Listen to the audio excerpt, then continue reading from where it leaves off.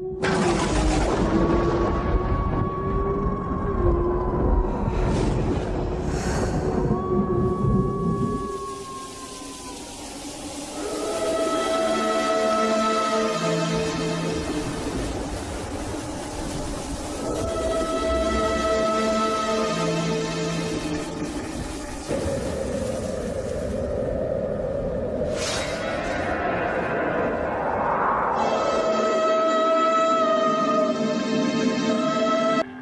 करते हैं अल्लाह के बाबरकत नाम से जो बड़ा मेहरबान और नहायत रहम वाला है। तमाम तारीफ़ें मेरे अल्लाह रब्बुल इज़्ज़त के लिए हैं। अस्सलाम वालेकुम लिसनर्स, मैं हूं आप लोगों की होस्ट नौशीन और मैं अपने चैनल खौफनाक कहानियों में अपने सभी सुनने वालों को खुशामदीद कहती हूं। मैं उम्मीद करती हूं आप सब लोग खैरियत से होंगे, जहां होंगे खुश होंगे। मेरे चैनल की खौफनाक कहानियों को कितना पसंद करते हैं अपनी राय का इज़हार कमेंट बॉक्स में ज़रूर किया करें। आज आप लोगों के लिए मैं बहुत ज़्यादा दिलचस्प खौफनाक कहानियाँ लेकर आई हूँ जिन्हें आप लोग बहुत ज़्यादा पसंद करेंगे और यकीनन उन कहानियों से कुछ ना कुछ सीखेंगे।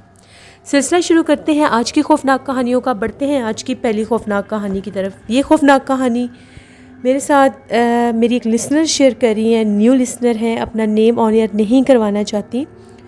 वो कहती हैं कि हम लोग कराची डिफेंस में रहते थे। हम लोगों ने वहाँ पर एक बहुत बड़ा बंगलो ख़रीदा।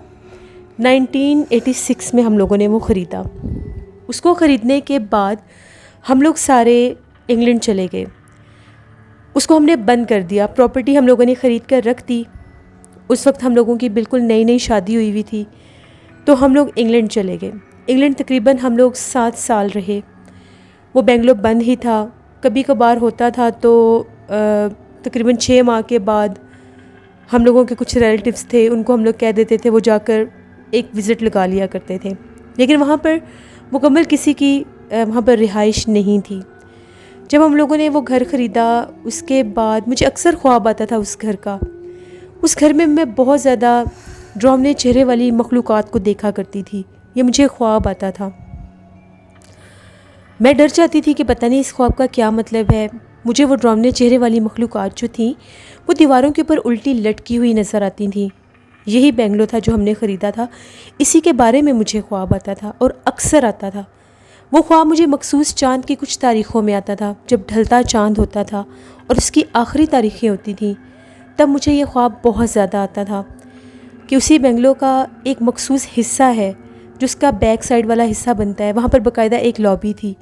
उसकी दीवारों के ऊपर मुझे वो मखलूक़ात उल्टी लटकी हुई नज़र आती थी, जैसे चमगादड़ उल्टी होती है, और मैं डर के मेरी आँख खुल जाती थी, मैं घबरा जाती थी। जब भी मुझे ये ख्वाब आता था तो वहाँ पर मैं अक्सर अपने रिलेटिव्स को कहती थी कि आप एक दफ़ा चक्कर लगा कर आएँ। वो लोग यही कहते थे कि घर बिल्कुल ठीक है, उस घर में ऐसा वैसा कुछ भी नहीं है। लेकिन एक बात वो अक्सर किया करते थे कि जब भी हम लोग उस घर में जाते हैं, जब उस घर को हम लोग अनलॉक करते हैं, खोल के अंदर जाते हैं, तो अंदर जाते साथ मेन गेट के बिल्कुल अंदर बिल्ली मरी हुई होती है। जब भी हम लोग जाते हैं, 6 माह के बाद भी जाएं, तो जब उस गेट को खोलकर अंदर पाँव रखते हैं तो बिल्कुल पाँव रखते साथ ही एक मरी हुई बिल्ली पड़ी होती है। और ये हमेशा से होता है। पहले बिल्ली का स्केलेटन, उसका ढांचा कहाँ जाता है हम लोग नहीं जानते। ये बात वो हमेशा किया करते थे। तो हम लोगों को ये लगता था कैसे कैसे बिल्ली मर सकती है, खुली जगह पर कोई बिल्ली कैसे मर सकती है। कोई बंद कमरा हो तो बंदा ये सोच भी लेता है कि शायद अंदर बंद होगी होगी, बाहर निकलने का रास्ता नहीं होगा, तो वो मर गई होगी। लेकिन एक खुली जगह के ऊपर वो हम लोगों का जो पूरा कार पोर्च से लेकर गेट तक काफ़ी फ़ासला बनता था, जो हम लोगों की वो बाकायदा एक गैरेज कह लें, लेकिन वो ओपन था। सिर्फ कार पोर्च जो था वो कवर्ड था। वहाँ पर बिल्ली के मरने का सवाल ही पैदा नहीं होता था। फिर भी हम लोग मजबूर थे, हम लोग इतनी जल्दी वापस नहीं आ सकते थे। 7 साल जब कंप्लीट हुए तो हम लोगों ने वापस आने का प्लान किया। मेरा एक बेटा 5 साल का था और एक बेटी 6 साल की थी। उनको लेकर हम लोग जब वापस आए पाकिस्तान में, अपने बेंगलो में आए, जैसे ही हम लोग यहाँ पर पहुँचे, रात 1 बजे का टाइम था। कीज़ हम लोगों के पास थी। हम लोगों के रिलेटिव्स ने बहुत कहा कि आप लोग इतनी लॉन्ग ड्राइव करके आए हैं, इतनी लॉन्ग फ़्लाइट थी आप लोगों की, तो आप लोग हम लोगों के पास आ जाएं। लेकिन पता नहीं क्यों हम लोग अपने घर में ही जाना चाहते थे। जैसे ही हम लोग अपने घर पहुँचे, हम लोगों का एक बहुत पुराना वॉचमैन होता था, उसको पहले ही कह दिया था कि आप आ जाना। जब हम लोग पहुँचे तो वो पहले से वहाँ पर मौजूद था। उसने वहाँ पर कुछ लोगों को लगाकर उसकी सफाइयाँ भी करवा ली थी उस दिन। मास्टर कीज़ जो थी बेडरूम्स की वो हमारे पास होती थी, लेकिन घर की बाकी गेट की कीज़ और कुछ हिस्सों के ऐसे जगह थी जहाँ पर हम लोगों ने उनको कीज़ दी हुई थी, तो उनके घर से वो वॉचमैन ने लेकर उस घर की सफाई वगैरह करवा दी। हम लोग पहुँचे तो हम लोगों ने ख़ुद वहाँ पर मुर्दा बिल्ली देखी। वो बिल्ली इतने अजीब तरीके से मरी हुई थी, उसको देखकर डर लग रहा था। उसकी आंखें निकली हुई थीं, उसकी आंखों की जगह पर 2 सुराख थे। बाकी उस बिल्ली को कुछ भी नहीं हुआ था, सिर्फ उसकी आंखें गायब थीं। इतना भयानक उसका मंज़र था जिसको देखकर दिल दहल जाता था। हमने वो उठवाकर बाहर फेंकवा दी। उस घर में पहली रात थी हम लोगों की। 7 साल के बाद वो बेडरूम हम लोगों ने खोले। सब कुछ वैसे का वैसा था। फर्श के ऊपर सिर्फ मिट्टी की एक तह थी। 7 साल वो जगह बंद रही, लेकिन वो फर्नीचर, वो चीज़ें उस तरह से ख़राब नहीं हुई जैसे होनी चाहिए थी। ऐसा लगता था वो जगह किसी के इस्तेमाल में है। हम लोग बहुत ज़्यादा शॉक्ड हुए। वक्ती तौर पर हम लोगों ने सिर्फ एक बेडरूम ही खोला और हम लोगों ने खाना ऑर्डर किया हुआ था बाहर से। हम लोगों ने खाना खाया। उसके बाद जब तक हम लोगों ने वो अपना बेडरूम खोला, वो जो हम लोगों के मुलाजिम आए हुए थे उन्होंने उस बेडरूम की सफाई करनी शुरू कर दी। वो भी बार बार ये बात कह रहे थे कि ये कैसे मुमकिन है कि 7 साल के बाद एक कमरा खुला है, लेकिन वो ऐसे है जैसे उसका फर्नीचर बिल्कुल ठीक है। हाउ इट्स पॉसिबल कि ना उस कुछ भी वहाँ पर ख़राब नहीं था। हम लोग काफ़ी थके हुए थे। हम लोग अपने एक ही बेडरूम में जाकर हम लोगों ने कहा कि इधर ही आज सोएंगे। नेक्स्ट डे हम लोग बाकी जो यहाँ के बेडरूम्स हैं वो सारा कुछ हम लोग चेक करेंगे। अब जो सर्वेंट क्वार्टर था वो बिल्कुल बैक साइड पर था। वहाँ पर वॉचमैन का कमरा अलग था और सर्वेंट क्वार्टर अलग था। सर्वेंट्स जो थे वो अपने क्वार्टर में चले गए। वॉचमैन ने काफ़ी देर रात को वहाँ पर वो बैठा रहा। तकरीबन 2:30-3 बजे वो भी सोने के लिए चला गया। जैसे ही हम लोग सोए, मुझे आज फिर वही ख्वाब आया। जब मेरी आँख खुली तो मेरा दिल बहुत ज़ोर से धड़क रहा था। मुझे ऐसा लग रहा था कि जैसे बाकायदा मुझे किसी ने डराया है, बहुत ज़्यादा डराया है। मुझे बहुत ज़्यादा पसीने आ रहे थे, जबकि सर्दियों का मौसम था और बिल्कुल बहुत ज़्यादा ठंड भी थी। मैं उठी ना चाहते हुए भी, अजीबो-गरीब तरह से जैसे इंसान हिप्नोटाइज़ हो जाता है। मुझे सब कुछ याद है। मैं अपने बेड से उठी, मैंने देखा बच्चे भी सो रहे थे, मेरे हस्बैंड भी सो रहे थे। मैं चलते हुए उस बेडरूम से बाहर निकली और मैं उस बेंगलो के उस हिस्से में जा पहुंची जहां से मुझे वो ख्वाब दिखाई देता था। अब यकीन करें कि जब मैं वहां पर पहुंची तो मैंने वो मंज़र अपनी आंखों से, जागती आंखों से देखा। वहाँ पर 4 से 5 औरतें थीं जो उल्टी दीवार के साथ लटकी हुई थीं। उनके चेहरे बहुत ज़्यादा भयानक थे, सेम जैसा मैं ख्वाब देखती थी। जैसे मैंने उन्हें देखा, मैं बहुत ऊंचा चीखी, मैं वहीं पर गिरी और बेहोश हो गई। मेरी चीखने की आवाज़ सुनी तो मेरे हस्बैंड की आंख खुल गई, क्योंकि घर में कोई भी नहीं था। सर्दी की वजह से सन्नाटा था और मेरी आवाज़ बहुत ज़्यादा गूंजी थी, यहाँ तक कि सर्वेंट्स तक जाग गए थे। जब मुझे देखा मैं बेहोश थी, मुझे उठाकर कमरे में लेकर आए। बहुत कोशिश की कि मुझे होश आ जाए। तकरीबन 1 घंटे के बाद मुझे होश आया तो मैं थर थर काँप रही थी। मैं उस ख्वाब का ज़िक्र अक्सर अपने हस्बैंड से किया करती थी, लेकिन वो हमेशा मुझे ये कहते थे कि मैं बहुत वहम करती हूँ, मैं इन चीज़ों को बहुत एक्स्ट्रा सोचती हूँ, मैं बहुत वहम करती थी कि घर खाली है, वहाँ पर जिन्नात का बसेरा ना हो जाए। ऐसी वैसी बातें मैं किया करती थी। तो उनको ये लगता था कि मैं ओवर कॉन्शियस हूँ, इसलिए मुझे वो ख्वाब नज़र आते हैं। और अब जब मैंने वो सब हकीकत में देखा और मैं बेहोश थी, वो भी घबरा गए। उनका ये कहना था कि परेशान होने की ज़रूरत नहीं है, हम कल यहाँ पर कुरान ख्वानी करवाएंगे और मैं किसी साहिब इल्म हस्ती को लेकर आऊँगा जो यहाँ पर आकर पढ़ाई करेंगे। अगर कोई ऐसा सिलसिला हुआ तो हमें पता चल जाएगा। सारी रात मैं नहीं सो सकी। मेरे जहन में वो मंज़र बिल्कुल मेरी आंखों के सामने था, हटता ही नहीं था। बहुत खौफज़दा हुई मैं। अगले दिन सुबह जब हुई तो हम लोगों ने नाश्ता करना था, किचन का सामान वगैरह लाना था, क्योंकि अभी फर्स्ट डे था, इतना कुछ तो हम लोग लाए नहीं थे। हम लोगों ने नाश्ता किया। उसके बाद बाकायदा हम लोगों के जो सर्वेंट थे उनसे ये कहा कि आप लोग जाकर बाकायदा ग्रॉसरी वगैरह लेकर आएँ और यहाँ पर बाकायदा सेटअप शुरू करते हैं। अब वो दोपहर का टाइम था, बच्चे खेल रहे थे बाहर। हम लोगों का जहाँ पर वो जिस जगह से मैं डरी थी वही एक मेन डोर था, बैक साइड पर एक लॉन था वहाँ पर जाने का। मैंने फ्रंट पर उनको इसलिए नहीं भेजा, गेट हर वक्त खुला रहता था, बिल्कुल नया घर था, आना जाना सफाइयाँ ये वो, कि कहीं ये बच्चे बाहर ना निकल जाए, तो मैं कहाँ इनके पीछे भागती रहूँगी। मैंने उन लोगों से ये कहा कि ये वाला दरवाज़ा खोलकर आप लोग बैक लॉन पर जाकर खेल लें। दोपहर का टाइम था, वो लोग खेल रहे थे। थोड़ी ही देर के बाद बच्चों की चीखने की आवाज़ें आने लग गई। जैसे मैंने उनका चीखो पुकार सुना, मैं डर गई कि पता नहीं क्या हुआ है, क्या नहीं कहीं गिर ना गए हों। बाहर जाकर देखा तो वहाँ पर बहुत खूबसूरत स्टाइल में एक फाउंटेन बना हुआ था, बैक लॉन में भी एक फाउंटेन बना हुआ था, और उसके सराउंडिंग में बहुत खूबसूरत डेकोरेशन रखे हुए थे, जैसे बहुत बड़े प्लांट्स होते हैं। वो डेकोरेशन थे, आर्टिफिशियल प्लांट्स थे वो, जो उस फाउंटेन के साथ थे। बच्चे वहाँ पर बैठे चीख रहे थे।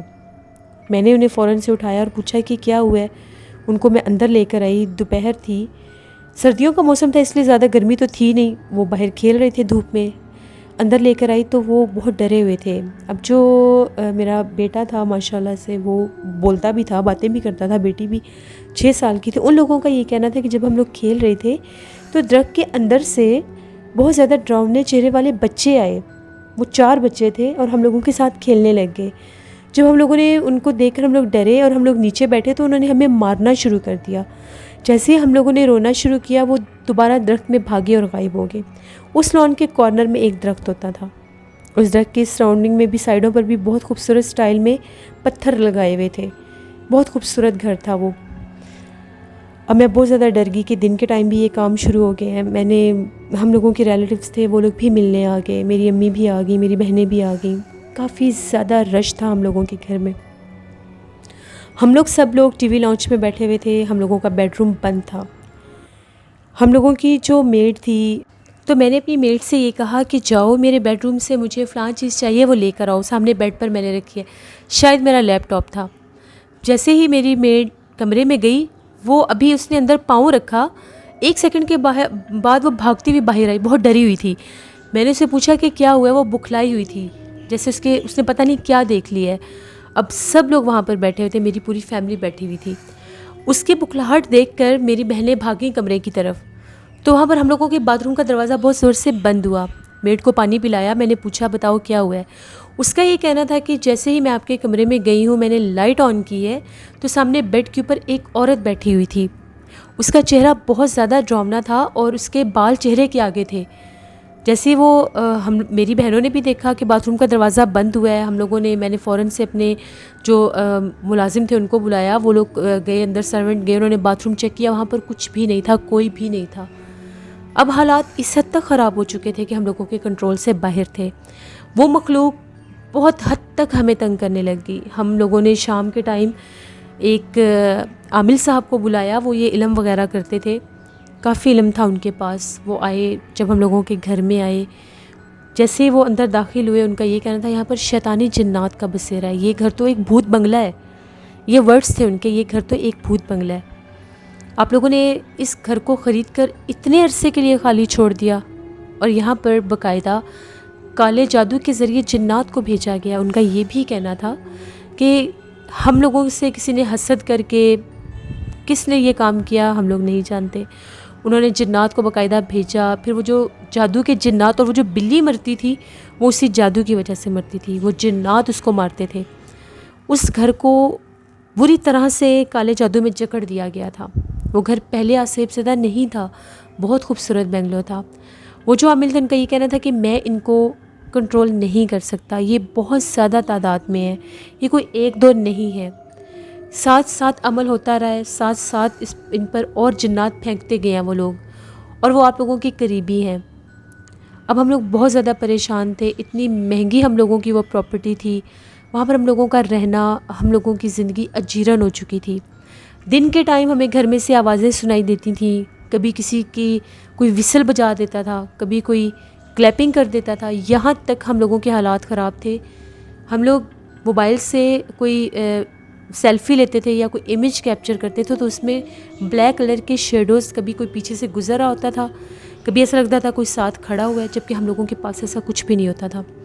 एक दफ़ा ऐसा हुआ, मैं अपने टीवी लाउंज में बैठी हुई थी, रात का टाइम था, मैं कोई टीवी पर कुछ प्रोग्राम देख रही थी, मुझे ऐसा लगा मेरे सर के बिल्कुल मेरे सोफ़े की बैक साइड में मेरे सर के ऊपर कोई खड़ा हुआ है, और वो इतना करीब होकर खड़ा हुआ है कि जैसे मेरे साथ कुछ टच हो रहा है, जैसे मेरा सर किसी चीज़ के साथ टच हो रहा है, और वो बहुत गर्म सा एहसास था। मैंने पीछे पलट कर देखा, वहाँ पर कुछ भी नहीं था। मैं थोड़ी सी डर गई। मैं फ़ौरन से उठी, मैंने टीवी बंद किया और मैंने ये कहा कि मैं कमरे में चलती हूँ, मैं यहाँ पर अकेली नहीं बैठती।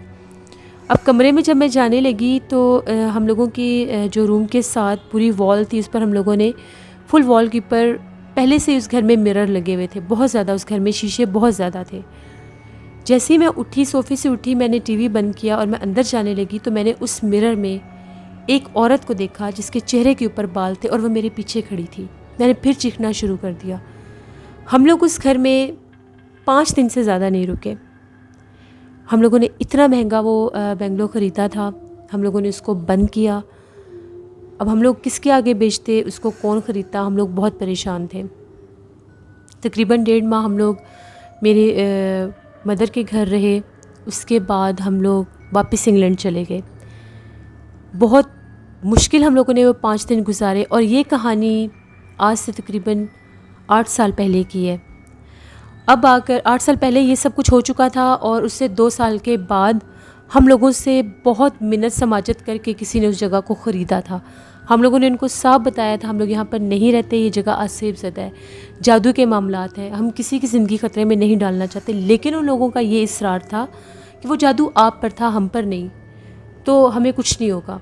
शायद वो इन चीज़ों को मानते नहीं थे या उनका बिलीव नहीं था। उन लोगों ने अपनी मर्ज़ी से उस जगह को ख़रीदा। हम लोगों ने जानबूझकर उस घर की डिमांड बढ़ा दी कि ये लोग ना ख़रीदें, किसी की ज़िंदगी ख़तरे में ना पड़े। हम लोगों के साथ तो जो होना था हो गया, शुक्र है हमें कोई जानी नुकसान नहीं हुआ। लेकिन वो लोग जितनी हम लोग डिमांड बढ़ाते थे, वो लोग उस पर भी एग्री हो जाते थे। फिर हम लोगों ने वो घर उनको दे दिया। उन लोगों ने इतनी मिन्नतों के साथ वो घर लिया, हम लोगों ने उनको दे दिया। उसके बाद उनके साथ क्या हुआ क्या नहीं, हम लोगों ने पहले उनसे लिखवा लिया था कि आप लोगों के साथ कल को कुछ भी हो, आप हमें ब्लेम नहीं करेंगे। बाकायदा उन लोगों ने रिटर्न पेपर दिया था। उनके भी बहुत बुरे हाल हुए थे। उसके बाद उस जगह का क्या हुआ क्या नहीं हम लोग नहीं जानते। हम लोग दोबारा कभी वापस ही नहीं आए। स्टिल आज के दिन तक हम लोग इंग्लैंड में ही हैं। अब मुझे दोबारा कभी उस घर का ऐसा कोई ख्वाब नहीं आया। शायद उनकी बात सच थी कि वो जादू हम लोगों तक था या उस घर तक मखसूस था। लेकिन जो 5 दिन थे, उन 5 दिनों में 5000 से भी ज़्यादा हम लोगों के साथ वाक़यात हुए होंगे। हर कदम पर कुछ ना कुछ अजीब हो जाता था। अजीबो-गरीब तरह के वहाँ पर काम होते थे जिनको इंसान सोच भी नहीं सकता। ये हम लोगों की ज़िंदगी की एक कहानी थी, जिससे मैं एक मैसेज भी देना चाहूँगी। प्लीज़ कभी भी कोई भी जगह, कोई भी प्रॉपर्टी ख़रीद कर उसको छोड़ ना दिया करें, उसको आबाद किया करें, वहाँ पर रहा करें। क्योंकि जब इंसान किसी जगह को ख़रीद कर उसको छोड़ देते हैं, और जहाँ पर इंसान आबाद नहीं होते, वहाँ पर गैर मरी मखलूक़ात आबाद हो जाती हैं। हम लोगों ने बहुत तकलीफ़ के दिन देखे हैं, तो आप सब प्लीज़ इस चीज़ को मद्देनज़र रखें। बहुत शुक्रिया आपका। बढ़ते हैं एक और ख़ौफ़नाक कहानी की तरफ। ये ख़ौफ़नाक कहानी मेरे साथ शेयर करिए सिंड्रेला। सिंड्रेला कहती हैं, आज आपके साथ हम लोगों के नेबर हैं, उनकी बेटी की शादी हुई थी, हम लोगों के सामने ही हुई थी, बल्कि हम लोग ख़ुद उनकी शादी में भी शरीक हुए थे। बहुत प्यारी वो लड़की थी जिसकी शादी थी। दुल्हन बनी भी बहुत ज़्यादा प्यारी लग रही थी वो। सब लोग उनको बहुत खुश होकर देख रहे थे। एकदम से जब उनको स्टेज पर लाया गया तो वो बेहोश हो गई। सबका ये कहना था कि शायद यहाँ पर बहुत ज़्यादा गैदरिंग है, जिसकी वजह से ये घबरा गई हैं और बेहोश हो गई हैं। उनको उठाकर कमरे में लेकर गए, लेकिन रात तक भी उन्हें होश नहीं आया। अब शादी उनकी हो चुकी थी, रुखसती होनी थी, वो बेहोश थी। वो घर वाले कैसे उनको रुखसत करते, उनको होश, बहुत कोशिश की कि उनको होश आ जाए। सब बहुत ज़्यादा डर गए, डॉक्टर्स को बुला कर लाए। डॉक्टर्स का ये कहना था ये बेहोश है, ये ज़िंदा है, ये मरी नहीं है, ये सिर्फ बेहोश है। बहुत दुआएं मांगी, बहुत कोशिशें की, लेकिन उनको होश नहीं आ रहा था। तकरीबन 2 दिन के बाद उनको होश आया। सब उनके पास थे, इनफैक्ट पूरा मोहल्ला जाता था उनको देखने के लिए। जब उन्हें होश आया तो वो अजीबोगरीब आवाज़ें निकाल रही थी। वो आवाज़ उनकी थी ही नहीं जिस आवाज़ में वो बोल रही थी, जो वो आवाज़ें निकाल रही थी, जो वो लफ्ज़ बोल रही थी। एकदम से सर घुमाकर जैसे उन्होंने, वो जैसे किसी को ढूंढ रही थी। उनके हस्बैंड सामने खड़े थे। उनको देखकर कहने लगी, अब तो तुम इस कमरे में खड़े हो, अगर दोबारा तो मुझे इस कमरे में नजर आए तो मैं तुम्हें जान से मार दूँगी। सब हैरान हो गए, ये कैसे पॉसिबल है। उनकी पसंद की शादी थी और उसके बाद उनका ये रवैया देखकर सब परेशान हो गए कि एकदम से क्या हो गया है। उनकी ये हालत हो गई होश आने के कुछ देर के बाद जैसे उन्हें दौरा पड़ गया हो। वो अपने कंट्रोल में नहीं थी। एक ऐसी लड़की, एक नाजुक सी लड़की जो एकदम से इतनी पावरफुल होगी कि उसके करीब 4 से 5 लोग भी आ रहे हैं तो उससे वो कंट्रोल नहीं हो रही। वो सबको एक हाथ से दूर फेंक रही है। सब हैरान। उनका चेहरा, उनकी आंखें, उनके नैन नक्श इतने भयानक हो गए थे कि सब खौफज़दा हो गए थे। वहीं से उनके किसी रिलेटिव ने ये कहा कि यहीं कुछ फासले पर एक ख़ातून है, वो ये अमल वगैरह करती हैं, दम वगैरह करती हैं, तो इनको उनके पास ले जाते हैं। शायद ये मामला कुछ और है। डॉक्टर की समझ में भी कुछ नहीं आ रहा था। जैसे उनको ले जाने की बारी आई, वो तो किसी के कंट्रोल में ही नहीं थी। जो भी पास जाता था उसको घुरा कर उठा कर दूर फेंकती थी। बिल आखिर 6 से 7 लोगों ने जैसे कैसे करके उस आमिल के, वो जो खातून थी, उनके पास लेकर गए। क्योंकि वो जो खातून थी वो अपनी जगह से बाहर नहीं आती थी। वो कहती थी जिसने आना है यहाँ पर आए। वो किसी के घर नहीं जाती थी, तो मजबूरन इनको वहाँ पर ले जाना था। वो बहुत भारी हो गई थी जब उनको लेकर जा रहे थे। ऐसा लगता था कि शायद इनके साथ एक्स्ट्रा कुछ और भी है जो नज़र नहीं आ रहा, जिसने इनका वेट इतना बढ़ा दिया है। वहाँ पर लेकर गए तो जब उन्होंने पढ़ाई की तो उनके ऊपर बाकायदा हाज़िरी हो गई। वो एक से ज़ाहिद जिन्नात उन पर हाजिर हो गए। उनका ये कहना था कि अपनी मेहंदी से एक दिन पहले मगरिब के टाइम छत पर आई थी और ये तैयार हुई हुई थी। इसके बाल खुले हुए थे, इसने खुशबू लगाई हुई थी। हमें ये बहुत ज़्यादा पसंद आ गई, हम इसे नहीं छोड़ेंगे। कहते ये हैं कि अगर किसी इंसान के ऊपर, किसी ख़ास तौर पर किसी लड़की या लड़के के ऊपर जो अनमैरिड हों, जिन्नात का असर हो जाए, साया हो जाए और उनकी उसी साए के दौरान शादी हो जाए, निकाह हो जाए, तो वो जिन्नात उन पर पक्के हावी हो जाते हैं। वही उनके साथ हुआ। उनका इलाज करते थे, उनकी हालत ठीक नहीं रहती थी, किसी के कंट्रोल में नहीं आती थी, ज़्यादा टाइम बेहोश रहती थी। फिर उनका बहुत इलाज हुआ, सब लोग उनको देखने जाते थे। उनका चीखो पुकार हर कोई सुनता था। बहुत वर्स्ट कंडीशन थी उनकी, क्योंकि वो जो आमिल थी उनका ये कहना था कि अगर एक जिन हो या एक इस तरह की गैर मरी मखलूक हो, उसको इजीली कंट्रोल किया जा सकता है, लेकिन इनके ऊपर एक से ज़ाहिद हैं। बहुत ज़्यादा जिन्नात के असर में थी वो। बहुत मुश्किल के साथ फिर उनका इलाज हुआ, काफ़ी टाइम लगा, तब वो जाकर ठीक हुई। अब वो अपनी ज़िंदगी में माशाल्लाह बिल्कुल ठीक है। हम लोगों का घर बिल्कुल उनके साथ था। हम लोग बहुत ज़्यादा डरते थे। हम लोग घरों के दरवाज़े बंद करके सोते थे, इस डर से कि कहीं इनका घर बिल्कुल हम लोगों के घर के साथ है, कहीं ये छत फैलाकर कर हम लोगों के घर ना आ जाए। अजीब खौफ का टाइम था वो भी, क्योंकि जब उनको दौरा पड़ता था तो वो अपने कंट्रोल में नहीं रहती थी। बहुत दफ़ा वो ऐसे आउट ऑफ कंट्रोल हो जाती थी कि बाहर भाग जाती थी, उनको पकड़ कर लाना पड़ता था। तो उनके घर वाले बताते थे कि इस कंडीशन में ये हमारे कंट्रोल में भी नहीं होती, ये ऊपर भाग जाती हैं अकेले छत पर, फिर वहाँ से उनको पकड़ कर लाना। तो अब हम लोगों का घर साथ साथ था, तो हम लोग इस हद तक खौफज़दा होते थे कि सोने से पहले कमरों के दरवाज़े बंद कर देते थे कि कहीं वो आ ना जाए, क्योंकि वो तो अपने कंट्रोल में थी नहीं, तो वो किसी को नुकसान ना पहुंचा दे। फिर अल्लाह का उन पर करम हुआ, वक्त गुज़रता गया, उनका इलाज हुआ, बहुत ज़्यादा इलाज हुआ। बाकायदा अमल के ज़रिए उनके ऊपर से उन जिन्नात को उतारा गया, तब जाकर वो ठीक हुई। ये हम लोगों की अपने महल्ले की एक स्टोरी थी, हम लोगों के नेबर की एक स्टोरी थी जो मैंने आपके साथ शेयर की। बहुत शुक्रिया संडीला आपका। बढ़ते हैं एक और खौफनाक कहानी की तरफ। ये खौफनाक कहानी फ़ारूक शेयर कर रहे हैं। फ़ारूक कहते हैं, मैं बेसिकली पाकिस्तान से हूँ, लेकिन आज से तकरीबन 6 साल पहले मैं स्पेन चला गया था। तो वहाँ पर जब मैंने जाकर जॉब स्टार्ट की, तकरीबन 1-1.5 माह के बाद मुझे एक पैकिंग कंपनी थी, वहाँ पर जॉब मिल गई। वहाँ पर हम लोगों का काम होता था पैकिंग करना। वो कुछ स्वीट्स फैक्ट्री थी, तो उनके वो बॉक्स तैयार करने होते थे। तो वहाँ का जो उनका मेन पॉइंट था, जो उनका सेलिंग पॉइंट था, वहीं पर उन लोगों के बेसमेंट में हम लोग वो सारी पैकिंग किया करते थे। मुझे काम की ज़्यादा ज़रूरत थी, इसलिए मैं वहाँ पर सेकंड शिफ्ट भी वहीं पर लगाया करता था। मेरे साथ जो लोग काम करते थे डे शिफ्ट तक तो मेरे साथ काम करते थे। जो नाइट शिफ्ट में जो लोग होते थे वो बहुत कम होते थे, शायद 1 से 2 लोग थे। मैं तो था, मेरे अलावा 1 से 2 लोग थे। बहुत कम लोग थे जो नाइट शिफ्ट में भी वहाँ पर काम करते थे। मेरे पास रहने की भी जगह इतनी ख़ास नहीं थी, तो मेरी यही कोशिश होती थी कि जितनी देर मैं वहाँ पर रह लूँ। बस खाने पीने के लिए बाहर जाता था, फिर आकर मैं रेस्ट भी वहीं पर कर लिया करता था। एक दफ़ा ऐसा हुआ, मौसम बहुत सा ख़राब था, बहुत तेज़ तूफ़ानी बारिश हो रही थी। आज जो लोग मेरे साथ काम करते थे वो भी नहीं आए थे।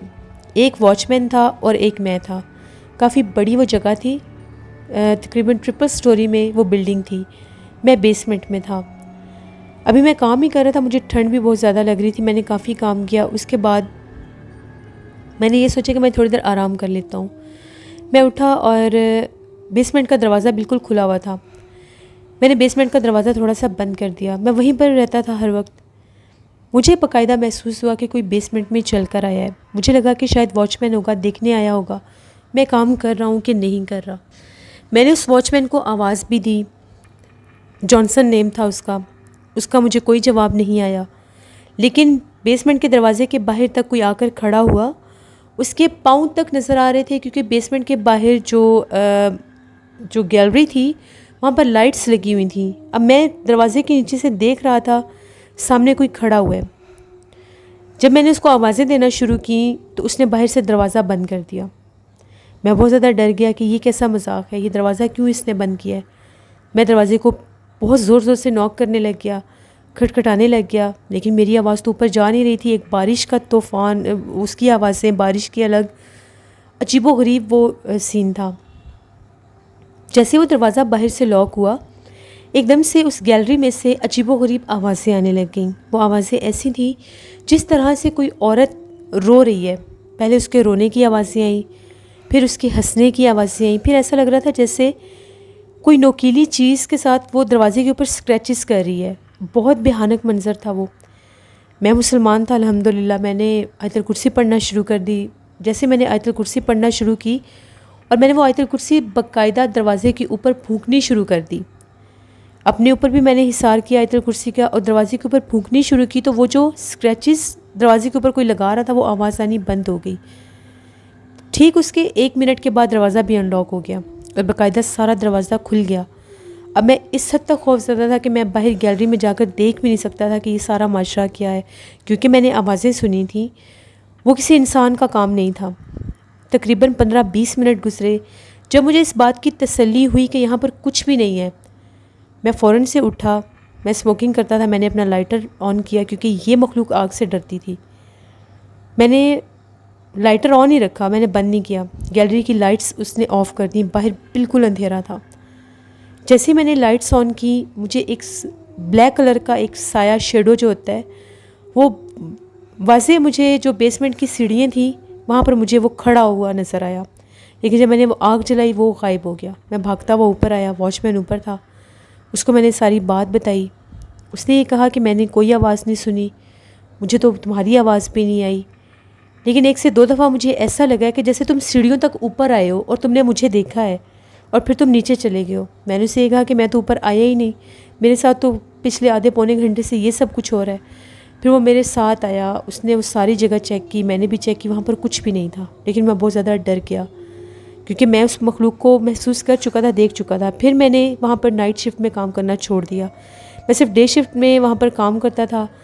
वहीं पर जो मेरे साथ लोग काम करते थे, कुलीग थे, उनमें से कुछ मुसलमान थे, पाकिस्तानी थे, उनके साथ मैंने रहना शुरू कर दिया। ये मेरी ज़िंदगी की एक ऐसी स्टोरी है जिसको मैं कभी भी फरामोश नहीं कर सकता। बिल्कुल जन्नत का वजूद होता है और ये इंसान को अपना आप ज़ाहिर भी करते हैं, लेकिन हमेशा अल्लाह पर भरोसा रखना चाहिए, डरना नहीं चाहिए। जितना ज़्यादा डरते हैं उतनी ये मखलूक हावी होती है। आयतुल कुर्सी, दुरूद पाक, चारों कुल अपनी ज़िंदगी का एक जुज़ बना लें। रात को सोने से पहले ये सब कुछ पढ़ा करें, इंशाल्लाह कुछ भी हमें नहीं डराएगा। ये मेरी एक कहानी थी जो मैंने आपके साथ शेयर की। बहुत शुक्रिया फ़ारूक आपका। लिसनर्स, ये थी आज की खौफनाक कहानियाँ। अपना फ़ीडबैक मुझे ज़रूर दें, आप लोगों को कैसी लगी। आप लोग भी अपनी खौफनाक कहानियाँ शेयर कर सकते हैं डिस्क्रिप्शन बॉक्स में दिए गए ईमेल आईडी nusheermir57@gmail.com पर। इसके अलावा आप लोग मुझे कमेंट बॉक्स में भी स्टोरी शेयर कर सकते हैं। हॉरर उर्दू सेंटर पर मैंने न्यू हॉरर नावल स्टार्ट किया है, खंडर। बहुत ही ज़्यादा ड्रामना नावल है, आप लोगों को बहुत पसंद आएगा। उसकी फ़र्स्ट एपिसोड मैंने ऑन एयर कर दी है। जिन लोगों ने अभी तक उसको विज़िट नहीं किया, अभी जाकर हॉरर उर्दू सेंटर को विज़िट करें। आप लोगों को खंडर नावल बहुत ज़्यादा पसंद आएगा।